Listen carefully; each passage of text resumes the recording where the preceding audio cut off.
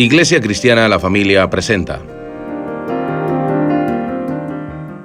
un mensaje a la luz de la palabra. Con el pastor Bernardo Ríos. A continuación.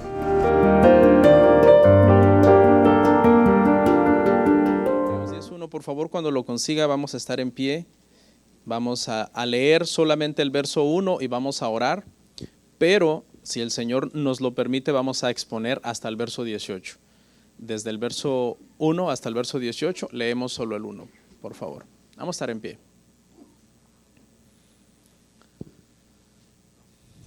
Hebreos capítulo 10, versículo 1. ¿Listos? Dice, porque la ley, teniendo la sombra de los bienes venideros, no la imagen misma de las cosas, nunca puede, por los mismos sacrificios que se ofrecen continuamente cada año, hacer perfectos a los que se acercan. Vamos a orar. Padre, gracias te doy en esta mañana. Es una bendición poder venir a este lugar en persona. Muchos otros ya quisieran, pero quizás hay situaciones, Padre, extremas que no se los permite. Su salud, problemas familiares, problemas de tantos tipos que existen en estos días. Pero a nosotros tú nos permites hoy estar aquí, Señor, y eso es una gran bendición. Gracias, tu gozo es nuestra fuerza, y te pido una bendición especial para cada persona que está en este lugar, por medio de este sermón. Amén. Pueden sentarse, hermanos.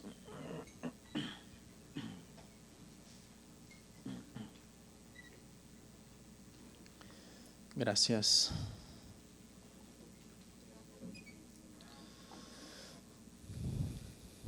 Hermanos, les tengo una buena noticia. El día de hoy vamos a terminar ya con la sección doctrinal de Hebreos. Es el último sermón de la sección doctrinal. Y digo buena noticia porque hemos estado hablando tanto del contraste del antiguo culto y del nuevo culto que yo creo se puede volver hasta repetitivo, ¿no? Aunque claro, el autor no se está repitiendo a sí mismo exactamente, pero dice muchas cosas por medio de las cuales va abordando varios aspectos de la ley, del culto antiguo y comparándolo con el nuevo. Pero hoy el autor llega al clímax de este asunto y lo habla por última vez, antes de entrar a los temas de práctica. Ya el próximo sermón que veamos sobre Hebreos será ya sobre asuntos prácticos y ya no tanto doctrinales con todo lo levítico, que nos ha tomado pues bastante tiempo, ¿verdad? Y no es tan fácil entenderlo.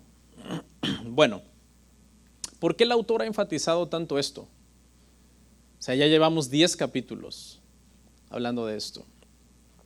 Y la razón, hermanos, es que aunque quizás a nosotros nos parezca repetitivo y un poquito cansado, pero en el contexto usted tiene que entender que los hebreos han practicado un culto por 1500 años. Entonces, no es tan fácil para el autor con un solo tema o con abordarlo una sola vez decir, ya, con esto es suficiente, ya lo entendieron. Claro que no, es algo que él tiene que dejar bien claro e ir abordando muchos aspectos del culto antiguo, comparándolo con el nuevo culto en Cristo, para decir por qué es que la muerte de Cristo en la cruz dejó como obsoleto el antiguo culto, como algo ya inútil y que no se debería de estar practicando.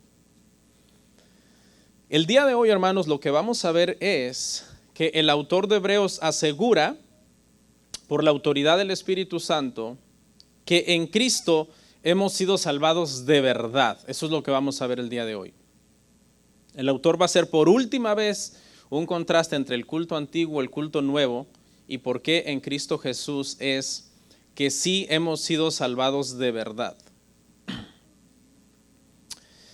La seguridad de la salvación es una doctrina muy mal comprendida dentro de la iglesia cristiana.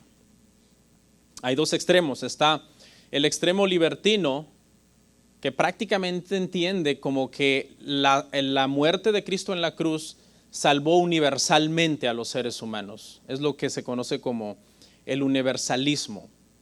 El universalismo enseña que por cuanto Cristo fue a morir en la cruz por el mundo, entonces el mundo es salvo. Porque ya Cristo murió en la cruz por el mundo, no tienes que hacer nada. Creo que dentro de esa rama de libertinos están algunos que lo entienden también de esta otra manera, lo entienden así. Sí hay que creer, está bien, hay que creer, pero una vez que hemos creído, podemos vivir como querramos, porque ya nos salvó. Entonces, esta gente entiende la seguridad de su salvación así. Una vez que crees, estás seguro independientemente de cómo vivas. No hay ninguna forma de vivir tuya que borre tu fe, porque tú ya creíste y ya fuiste salvo. Entonces estos viven impíamente y siguen creyendo que son salvos. Estos no han entendido que realmente dar frutos cristianos es la señal de que verdaderamente se ha gustado la salvación. Por otro lado están, hermanos, los legalistas. ¿Quiénes son los legalistas? Los legalistas son aquellos que no se sienten para nada seguros en Cristo. Viven en un constante temor. Estas personas entienden que los pecados diarios que cometen, porque los cristianos seguimos pecando después de nacer de nuevo, los hace perder su salvación prácticamente todos los días. En cuanto cometen un pecado, dicen, si muero ahorita, me voy al infierno. Porque el legalista entiende que la salvación es un trabajo en conjunto entre Dios y el hombre. Y que como Dios hace bien su parte, no hay ningún problema, puedes descansar en la parte que Él hizo. Pero como tú eres imperfecto, lo más seguro es que vas a fallar. Y lo más seguro entonces es que el porcentaje de la salvación que a ti te toca hacer, si no la cuidas, en cualquier momento la puedes perder. El día de hoy, el punto que vamos a tratar de dejar bien establecido en nuestra mente es que el sacrificio de Cristo hace salvos para siempre a los que vienen en fe y creen en Él. Pero una característica de estos salvados para siempre es, lo vamos a ver en el verso 14, que Cristo hace salvos para siempre a los santificados. No a los impíos, sino a los santificados. Es decir, aquellos que han nacido de nuevo y ahora su modo de vida da fe y legalidad de que de verdad son nacidos de nuevo. Es precisamente para esto que vino Cristo a quitar el culto antiguo de la ley, porque el culto antiguo no podía salvar a las personas. Por eso quedó obsoleto y abrogado completamente cuando Cristo dijo en la cruz, consumado es. Cuando digo el culto antiguo no me refiero a todos los mandamientos de la ley, me refiero al culto ceremonial religioso que el pueblo practicaba con el propósito de tratar de acercarse a Dios. Vamos a ver nuestro primer encabezado, hermanos. El fracaso de los sacrificios antiguos.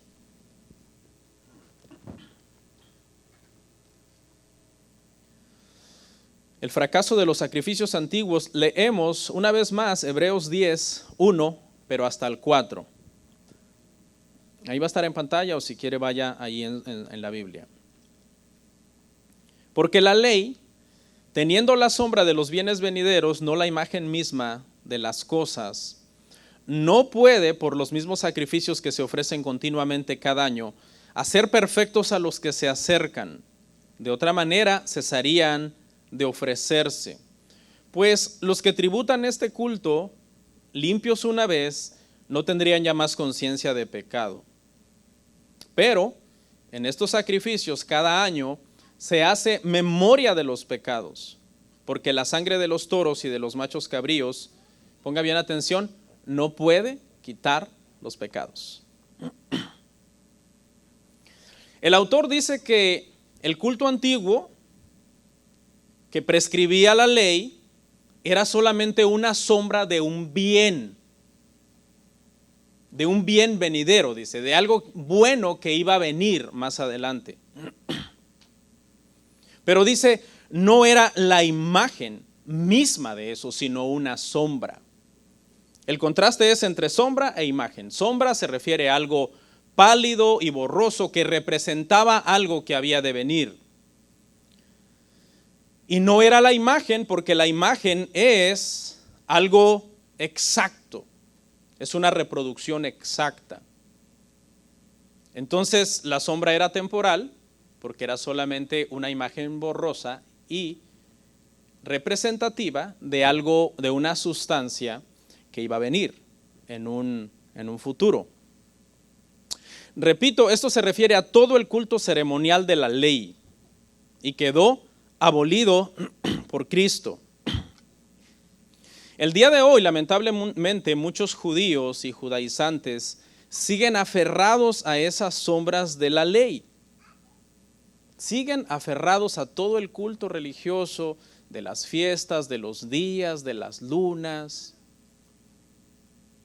porque ignoran, obviamente, como estos tipos de movimientos, los judíos y los judaizantes son anticristianos. Ellos no creen en el Nuevo Testamento como nosotros creemos. Ellos creen que cosas como estas no son palabra de Dios o están sacadas de contexto, o nosotros los cristianos las malinterpretamos. Ellos entienden que, por ejemplo, fiestas como Yom Kippur hay que seguirlas celebrando. Lo cual el autor de Hebreos nos dice aquí que no tiene ningún valor espiritual delante de Dios. Yom Kippur es la fiesta del perdón que ellos celebran. Está mandada en Levítico 16. Y no tiene ningún valor espiritual delante de Dios. ¿Por qué? Porque dice el autor de Hebreos que por todos los 1500 años que se celebraron cosas como esas, no hicieron perfectos a los que las practicaban. Ahora, aquí pongamos cuidado, porque esta palabra perfectos no se refiere a perfección moral, sino que se refiere a que nunca los salvaron. A eso se refiere esta palabra perfectos. Nunca los salvaron. Más adelante vamos a ver cómo esto se comprueba con el mismo pasaje. Entonces, como no salvaba, porque lo que leímos en el verso 4 fue que no quitaba los pecados, entonces Cristo vino y quitó ese culto.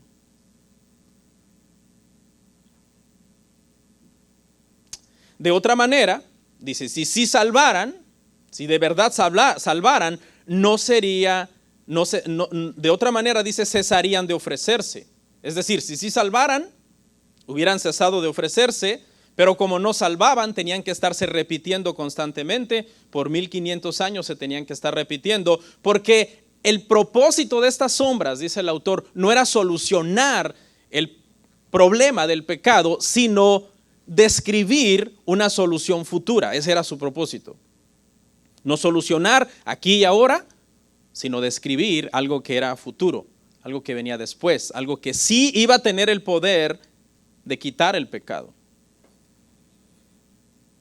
Dice, porque los que tributan este culto limpios una vez no tendrían ya más conciencia de pecado. Es decir, si sí sirviera, si de verdad quitara el pecado, los que lo practican limpios una vez no tendrían entonces ya más conciencia del pecado. Aquí entra un tema importante, que es el tema de la conciencia.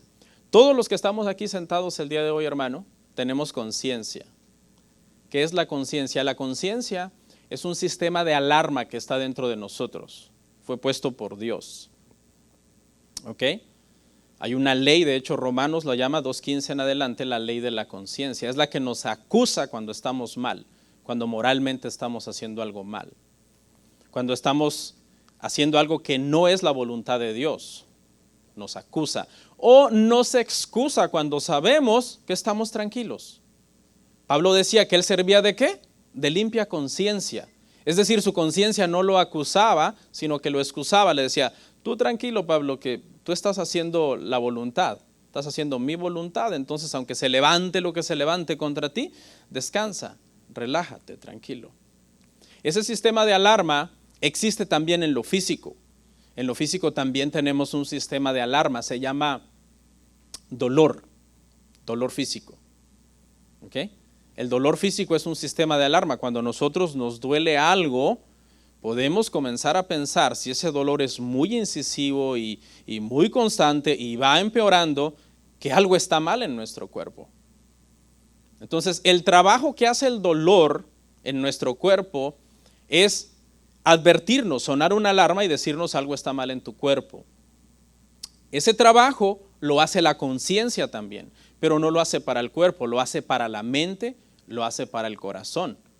Por eso es que muchas veces uno, por cuestiones de conciencia, puede estar, hermano, con insomnio, con falta de apetito, intranquilidad, porque el mismo dolor físico que te causa, el dolor que te causa físicamente, es un dolor también a la mente que causa la conciencia o al corazón cuando nosotros sabemos que estamos mal. ¿Qué hace el dolor físico? El dolor físico nos lleva a buscar un médico. Cuando ya ese dolor se vuelve algo terrible, ese dolor físico te lleva a buscar un médico para tu cuerpo. ¿Cuál es el trabajo de la conciencia y con qué propósito Dios la puso? Con el propósito de que nosotros lo busquemos a Él. ¿Sí? Solo Dios puede calmar la conciencia de un hombre. Solo Dios. Cuando nosotros tenemos un problema, la conciencia nos está diciendo algo está mal, estás haciendo mal, esto no le agrada a Dios, esto va en contra de la palabra. Entonces tú vas al médico de tu alma, que es el Señor, y pone en paz tu conciencia. Claro, algunas veces el Señor tiene que venir y decirte, sí, pero mira, el tratamiento es duro. Te va a dar una medicina que no te va a gustar mucho. Te va a doler, pero te va a sanar. Tienes que dejar esto. Tienes que abandonar tal acción o tal persona o tal cosa. Entonces, ¿qué pasaba con el culto antiguo? Escuche, el culto antiguo nunca le calmaba la conciencia a la gente. ¿Se imagina? Es un problema. Tener un problema de conciencia es grave. Le digo que causa enfermedades, causa problemas. ¿Ok? Entonces el sacerdote hacía el sacrificio, se mataba el animal que era para el Señor, se enviaba al desierto al que le había caído la suerte de Azazel, que se llevaba los pecados, pero esa noche la gente se iban a dormir con un estado falso de paz, como todo está bien, pero en su conciencia sabían que todo no estaba bien. Y ese era uno de los defectos graves que tenía ese culto. Le voy a explicar por qué muchas veces la conciencia los acusaba más de lo normal, porque habían dos tipos de actitudes ante el sacrificio. Estaba la actitud del que lo hacía por mera prescripción, sin ningún sentimiento interno de decir, Señor, perdóname. Pero estaba la actitud de los que de verdad, hermano, lo hacían, ¿verdad?, con una actitud interna correcta. Entonces habían dos tipos de personas. Todos iban a dormir con la conciencia intranquila, pero más intranquila la tenían aquellos que solamente lo habían hecho de una forma religiosa. Yo voy a cubrir eso más adelante, donde vamos a hablar de la diferencia entre cubrir el pecado que generaba una limpieza ceremonial externa y el problema de que realmente nunca lo quitaba, solamente lo cubría. Ya lo vamos a ver. Dice, pero en estos sacrificios, escuche, ahí sígame, verso 1 al 4, no sé en qué parte estoy, pero usted váyame siguiendo ahí. Pero en estos sacrificios cada año se hace memoria de los pecados. Escuche lo que está diciendo el autor de Hebreos. El autor de Hebreos dice, lejos de purificar al hombre, este culto le hacía recordar su impureza. Le hacía recordar que sus pecados seguían bloqueando su acceso a Dios. Es decir, cada vez que llegaban el día de expiación o de Yom Kippur, como usted le quiera llamar, o el día del perdón, tiene varios nombres, ese día era un recordatorio de sus impurezas, no de su purificación. ¿Por qué no de su purificación? Porque el autor de Hebreos dice que su conciencia nunca estaba tranquila. Entonces, más bien lo que le recordaba era, somos impuros. Esos sacrificios le recordaban su impureza en lugar de generar pureza. Le doy un ejemplo para que me entienda. Si una persona está enferma y le prescriben una medicina y esa medicina lo cura, esta persona enferma cada vez que vea la medicina va a recordar que esa medicina lo limpió, lo curó, lo purificó de la enfermedad. Pero si no lo cura, si no le surte ningún efecto benéfico a su salud. Entonces, y esta persona sigue enfermo, cada vez que esta persona vea esa medicina, va a recordar que esa medicina fue ineficaz, que no lo ayudó a solucionar su problema. Y eso es lo que está tratando de decir aquí el autor de Hebreos, que ellos cada vez que hacían esos sacrificios era un recordatorio. Dice, usa la palabra un memorial de los pecados. En otras palabras, el autor de Hebreos dice, todos esos sacrificios de animales, escuche, no borran el pecado de las personas, lo subrayan. ¿Sí entiende cuando uno escribe, sí entiende la diferencia entre borrar y subrayar? ¿Cuántos escriben todavía a mano? Hay mucha gente que ya no escribimos casi a mano, ¿verdad? Y cuando escribes algo que es incorrecto, lo borras. Pero cuando escribes algo que lo quieres resaltar, lo subrayas, ¿no? Pones 2 rayitas abajo o lo haces en negritas. Y ese era el detalle con estos sacrificios de los animales. Los sacrificios de los animales no borraban el pecado de los que practicaban este culto, sino que se lo subrayaban. Antes, cuando tenías 20 años de edad, llevabas 20 años de pecador. Ahora que tienes 40, llevas 40 años de pecador. 40 veces has celebrado el día de la expiación. ¿Por qué? Dice, porque la sangre de los toros y de los machos cabríos, escuche, no pueden quitar los pecados en la parte final. Algunos eruditos dicen que para cuando vino Jesús, en el siglo I, más o menos cuando se escribió este libro de Hebreos, se cree que podían haber 1 millón más o menos de personas en Israel. Basado en esto se calcula que más o menos para la Pascua se sacrificaban unos 300,000 corderos. 300,000, escuche bien. Porque las familias grandes tenían que sacrificar 1 o 2. Las familias pequeñas 1 y compartirlo quizás con otra familia pequeña. Pero todas las familias de la nación ese día tenían que hacer el sacrificio de ese cordero. La matanza era tan masiva que según historiadores, hermano, se instalaban canales en el templo, canales especiales para drenar la sangre rumbo a un torrente que se llamaba el torrente de Cedrón. Era muy gráfico. Y era tan gráfico porque precisamente el propósito de tanta sangre era recordarle a las personas que practicaban ese culto que la paga del pecado es la muerte. Y la sangre, dijimos en el tema pasado, es el símbolo de la muerte. Quiere enseñar el autor aquí, hermano, que esta repetición de tantos sacrificios era por una razón, porque nunca funcionaban. Y se tenían que seguir repitiendo. ¿Por qué no se quitaban si no funcionaban? No, porque mientras hubiera gente, se le tenía que seguir recordando que un día sí iba a venir la imagen exacta de esa sombra. Porque esa es una buena pregunta, ¿no? Si no sirve, ¿por qué no lo quitamos? No, es que su propósito no es quitar el pecado, sino recordar, anunciar que viene alguien a quitarlo. Por lo tanto, no podemos quitarlo.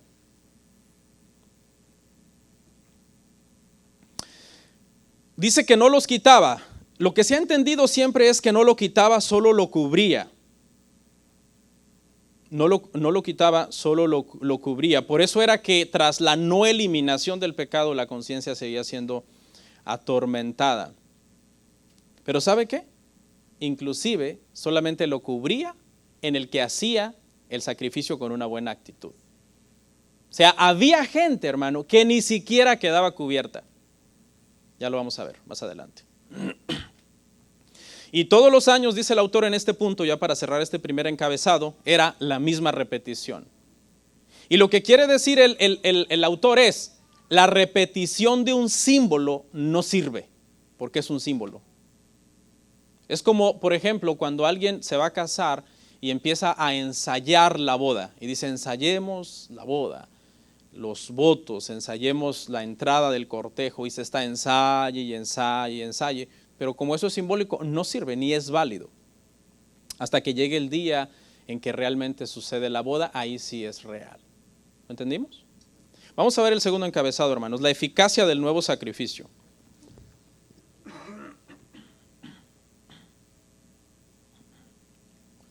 La eficacia del nuevo sacrificio, leemos Hebreos 10 del 5 al 10. Por lo cual, entrando en el mundo, dice, sacrificio y ofrenda no quisiste, mas me preparaste cuerpo. holocaustos y expiaciones por el pecado no te agradaron. Entonces dije, he aquí que vengo, oh Dios, para hacer tu voluntad, como en el rollo del libro está escrito de mí. Diciendo primero, sacrificio y ofrenda y holocausto y expiaciones por el pecado no quisiste, ni te agradaron. Las cuales cosas se ofrecen según ¿qué? La ley. Porque ese era el culto antiguo, el culto de la ley. Y diciendo luego, he aquí que vengo, oh Dios, para hacer tu voluntad. Quita lo primero para establecer lo último. En esa voluntad, ponga atención, somos santificados mediante la ofrenda del cuerpo de Jesucristo, hecha una vez para siempre. Esta santificación sí es real. Por eso es que la ofrenda no se tiene que repetir, es una sola vez y para siempre.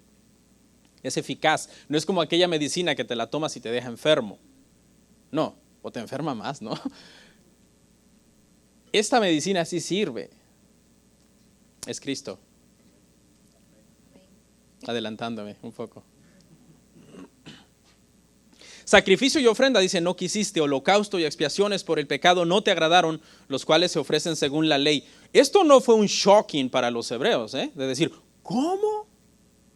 Porque ellos conocían la ley, ellos conocían la Tanaj, el Antiguo Testamento, sabían muy bien, habían leído a Isaías, a Oseas, habían leído todos estos pasajes donde Dios se había quejado de los holocaustos, de los sacrificios, de la sangre de animales, de sus fiestas que celebraban sin un corazón sincero. Parece nuevo, pero no es nuevo.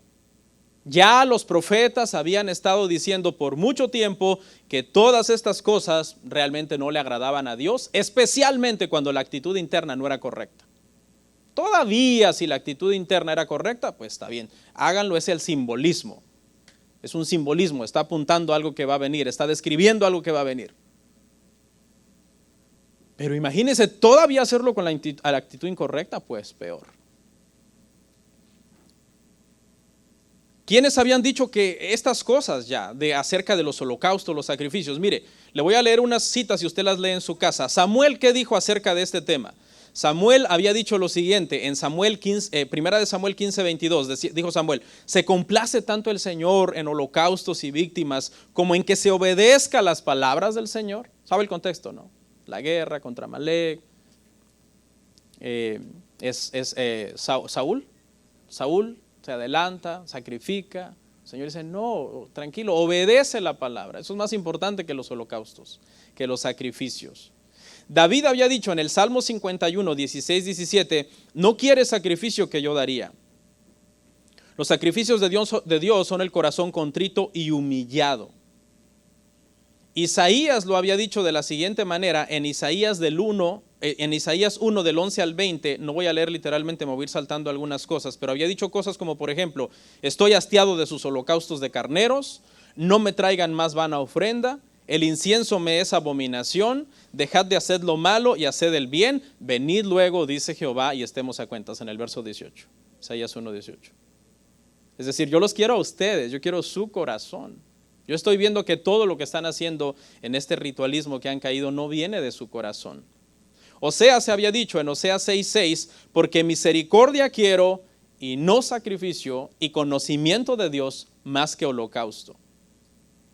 Siempre hubo voces diciendo que el único sacrificio a Dios era ¿qué? La obediencia. En todo lo que resumimos de estas personas, el único sacrificio agradable es la obediencia. La obediencia era la única que podía acercar al hombre a Dios. Por eso, hermanos, es que nuestra salvación está en la obediencia perfecta de un hombre, Cristo. Su obediencia fue hasta la muerte. Su sacrificio fue puro, perfecto, eficaz, final, definitivo.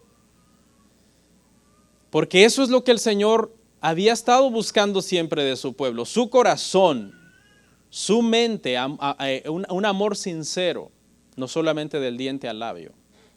Y eso lo vino a hacer el Señor Jesucristo. Obviamente hay gente que no cree esto, ¿no? La doctrina de la sustitución, dice, pero la doctrina de la sustitución es bíblica, está por todos lados en las Escrituras. Que nuestros pecados fueron llevados en la cruz por Él. Y que entonces su justicia nos fue acreditada a nuestra cuenta. Porque mucha gente no le gusta esa doctrina. Pues, qué fácil. entonces no guardo la ley, no hago nada, solamente creo en Cristo y ya soy salvo. Y por eso muchos, los judíos y los judaizantes, nos tienen a nosotros como herejes, que nosotros enseñamos una salvación falsa, una salvación que Cristo pagó y que nosotros no hacemos nada porque no entienden el evangelio. Pero en Romanos vimos claramente, hermano, que si nosotros somos salvos es solamente por nuestra fe en Cristo Jesús. Mire lo que dice, me preparaste cuerpo y dije, aquí vengo Dios para hacer tu voluntad. Este es el Señor Jesucristo, diciendo prácticamente, me has dado un cuerpo para que por medio de Él yo haga tu voluntad, en Él y con Él. En otras palabras, es el sacrificio de este cuerpo en el que yo haré tu voluntad y por medio del cual verdaderamente las personas podrán ser salvas.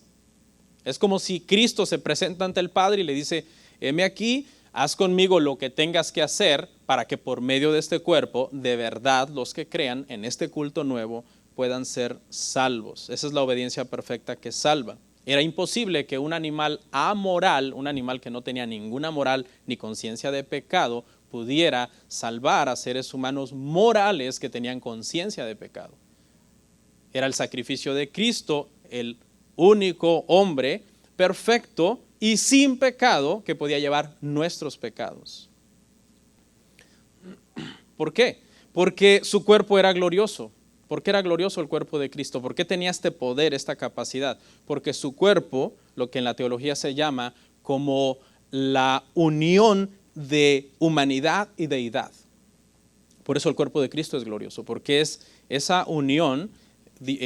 Cristo es verdadero hombre y verdadero Dios. Y solo Él podía satisfacer entonces las demandas de Dios. Por eso Isaías 53:5 dice, el castigo de nuestra paz fue sobre Él. Porque sobre nosotros, antes, hermano, cuando me estaba preparando un poco en estos temas de salvación y de pecado, yo llegué a entender erróneamente que si Cristo no hubiera muerto en la cruz por mí para poder ser yo salvo, entonces yo tendría que morir en la cruz por mí mismo. No sé si alguien de ustedes alguna vez llegó a entender eso. Es un error terrible. Tú puedes ir a morir a 1000 cruces e irte al infierno. ¿Por qué? Porque nosotros somos pecadores. No podemos expiar nuestro pecado. El único que lo podía expiar era alguien que era perfecto y en quien no hubo pecado ni engaño en su boca.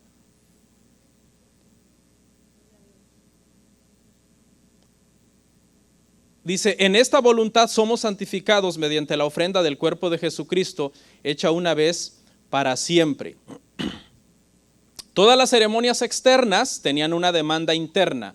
Es decir, hagan esta parafernalia de estas vestimentas y de estas fiestas y de estos sacrificios. Todo eso era la demanda externa del evento. Pero eso tenía una demanda interna. ¿Qué quiere decir? Que el Señor quería que lo hicieran de corazón. El problema fue, hermanos, que ellos comenzaron a ver todo esto ya más como un sistema como de magia. Sí, yo lo hago y me funciona y punto, no importa la actitud. Y no era así, ¿no? La actitud interna era necesaria. ¿Okay? Aunque no quitaba el pecado, por lo menos del que tenía la actitud interna, le cubría el pecado, por lo menos. No estaba perdonado, seguía siendo azotado por su conciencia, pero por lo menos la actitud era correcta.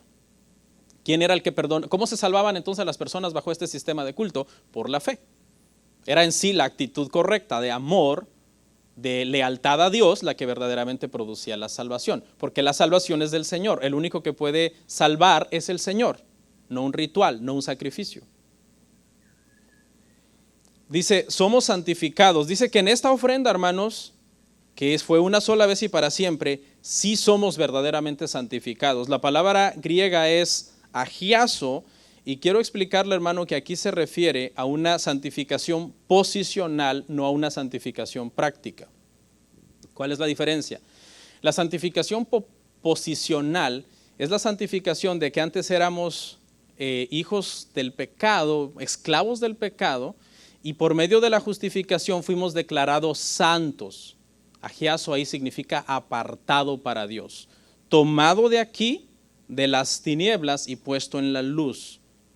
Entonces, esa es la santificación de la que habla aquí Hebreos, que la muerte de Cristo en la cruz verdaderamente nos hizo santos.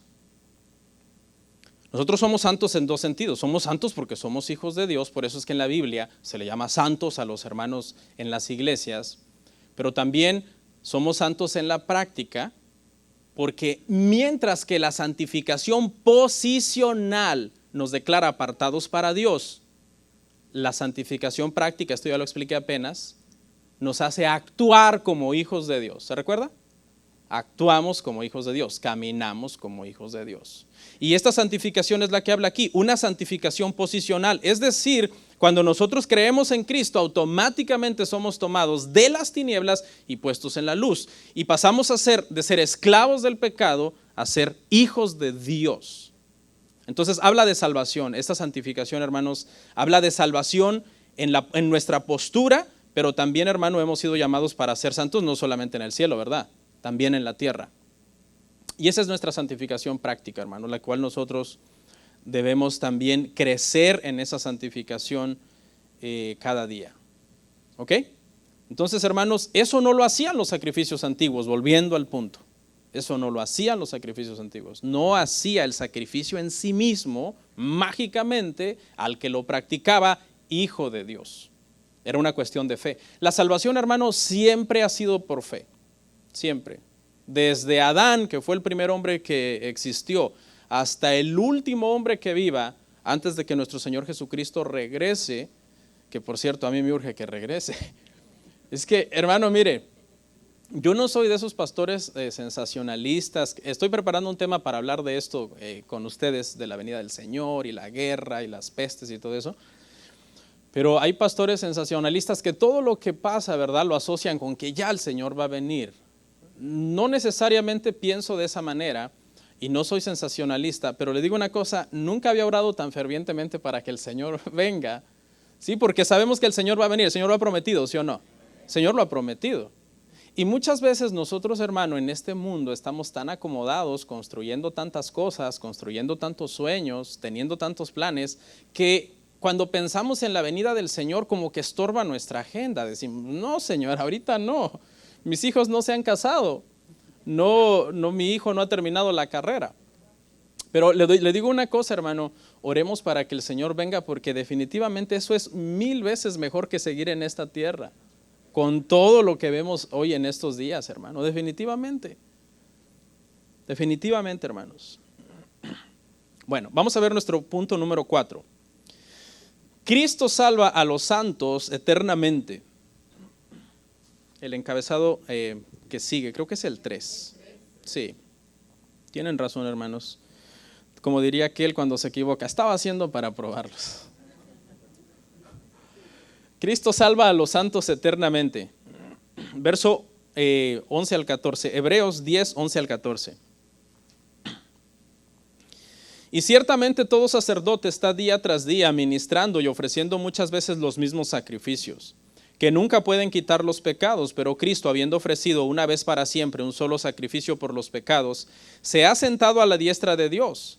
De ahí en adelante, esperando hasta que sus enemigos sean puestos por estrado de sus pies, porque con una sola ofrenda hizo perfectos para siempre a los santificados. En esta parte, el autor vuelve a la carga con algo que ya hemos visto bastante, ¿no? Pero vuelve a decirnos cosas como, por ejemplo, estos sacrificios eran repetitivos, el de Cristo es único, estos sacrificios eran ineficaces, el de Cristo es eficaz, estos sacrificios no daban ninguna victoria, el sacrificio de Cristo es una victoria sobre todos sus enemigos. Estos sacrificios no perfeccionaban a nadie, pero el sacrificio de Cristo sí perfecciona. Perfecciona no en el sentido de perfeccionamiento moral también, sino de posición. Nos ha salvado para siempre. ¿Ok? A los que hemos gustado la salvación. Dice, de ahí en adelante, esperando hasta que sus enemigos sean puestos por estrado de sus pies. Una de las cosas que el enemigo de Hebreos enseña aquí, hermanos, es que los sacrificios antiguos no derrotaban a ningún enemigo a favor del que practicaba ese culto. Ese culto no derrotaba a Satanás, ese culto no derrotaba al pecado, ese culto no derrotaba al mundo, ese culto no derrotaba a la carne, que son enemigos acérrimos de los cristianos. Ese culto no tenía ningún efecto de poner a Satanás en paz, ¿ok? O al pecado o a la carne de la persona. La ley le decía a la gente, no hagas esto, pero no le daba la fuerza para no hacerlo, ¿ok? Ahora, en Cristo, hermanos, este culto es tan poderoso porque Cristo vino y derrotó a todos sus enemigos. Literalmente los derrotó. ¿Ok? Desde que empezó su ministerio, Mateo capítulo 4, y Satanás lo vino a tentar, Jesucristo lo derrotó. Lo venció. Eso está en Mateo 4. Cuando Jesús en su ministerio terrenal se topaba con un endemoniado, los demonios huían delante de su presencia. Echó fuera a los demonios de la vida de las personas con las que el Señor se topó. Los exhibió, dice públicamente en Colosenses 2:15, triunfando sobre todas las potestades y principados en la cruz.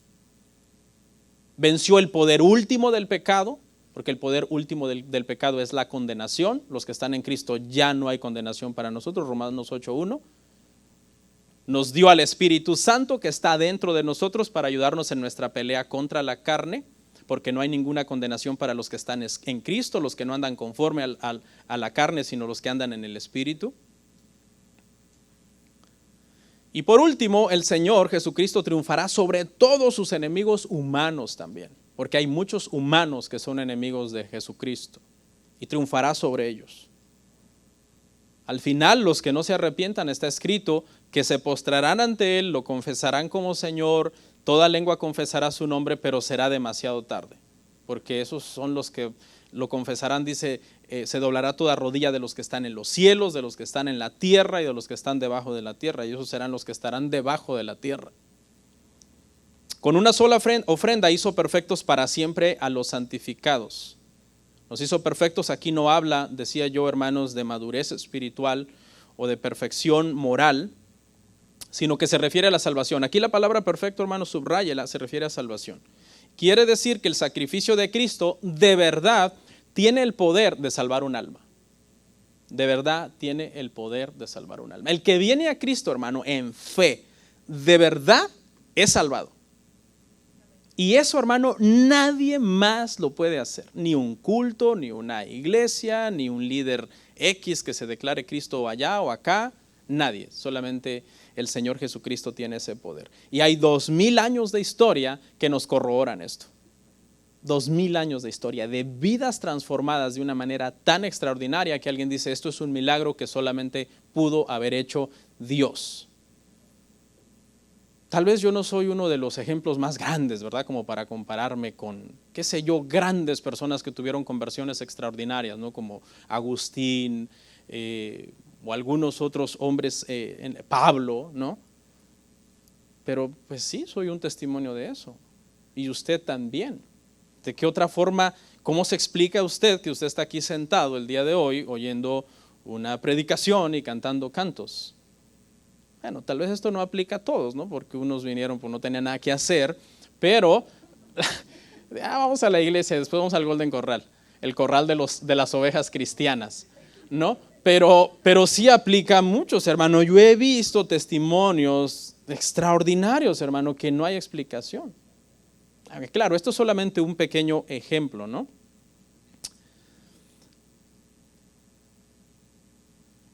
Hermanos, escuchen, quiero que entienda esto. Cristo no fue a la cruz para tratar de salvar a algunos. Cristo no fue a la cruz diciendo, bueno, yo voy a morir y a ver quién se salva. A ver quién viene, a ver quién se apiada de mí, de verme en la cruz ahí sangrando. Y se le tocan las emociones y llora y dice, ay, voy a aceptarlo, pobrecito. No, el Señor Jesucristo vino, hermano, a la segura, a la cruz, porque dice que todos los que el Padre le iba a dar, iban a venir sí o sí. Y cuando vengan, dice el Señor, yo no los echaré fuera. Los tomaré en mi mano, nadie los arrebatará de mi mano y les daré vida eterna. No vida temporal, vida eterna. Con esto no estoy diciendo que no tenemos vida temporal aquí en la tierra, claro que sí. Pero la promesa fue vida eterna, más allá que aquí. Y por último encabezado, el nuevo sacrificio cumple la promesa de un nuevo pacto. El nuevo sacrificio cumple la promesa de un nuevo pacto. Hebreos 10, 15 al 18. Y nos atestigua lo mismo el Espíritu Santo, porque después de haber dicho, este es el pacto que haré con ellos, y después de aquellos días, dice el Señor, pondré mis leyes en sus corazones y en sus mentes las escribiré. Añade, y nunca más me acordaré de sus pecados y transgresiones, pues donde hay remisión de estos, no hay más ofrenda por el pecado. Ya no hay más sacrificio. Que alguien diga que se va de rodillas a hacer una manda, que alguien diga, hermano, que tiene que pagar unos votos a su religión, ya no hay más sacrificio. Dice que esto el autor lo atestigua por el Espíritu Santo, y el testimonio es este, escuche, que cuando Cristo fue a la cruz, se cumplieron las palabras de Jeremías, porque vuelve a citar Jeremías, vuelve a oír el tema que vimos del nuevo pacto, Jesucristo mediador de un nuevo pacto, Jeremías 31 al 34. Y dice el autor que cuando Cristo fue a la cruz, el Espíritu Santo está diciendo que es cuando se cumplió lo que se le había prometido a Jeremías. Pondré mis leyes en sus corazones y en sus mentes, algo que ya se había dicho antes. Entonces quiere decir, hermano, que cuando Cristo fue a la cruz fue el cumplimiento de la promesa del Padre de que Él daría un nuevo pacto. Por eso es que en Cristo estamos en un nuevo pacto. Por eso es que cuando tomamos la cena del Señor y tomamos simbólicamente el pan y simbólicamente el vino, hablando de su cuerpo y hablando de su sangre, estamos diciendo que estamos celebrando este nuevo pacto en el que nosotros estamos. Cuando usted ve a un cristiano, hermano, que ya pone ahí en Facebook que Shabbat Shalom, que Yom Kippur, que los tabernáculos, que la fiesta de las semanas, que ya la luna nueva, ese cristiano no le ha amanecido, como dice Isaías, hermano. Porque el culto antiguo fue quitado, es obsoleto, es una ofensa a Dios. Los judíos no lo saben, pero es una ofensa a Dios cada vez que ellos quieren celebrar ese tipo de fiestas, porque están negando que Cristo vino a quitar ese culto y que por tanto lo que Cristo hizo en la cruz no tiene importancia.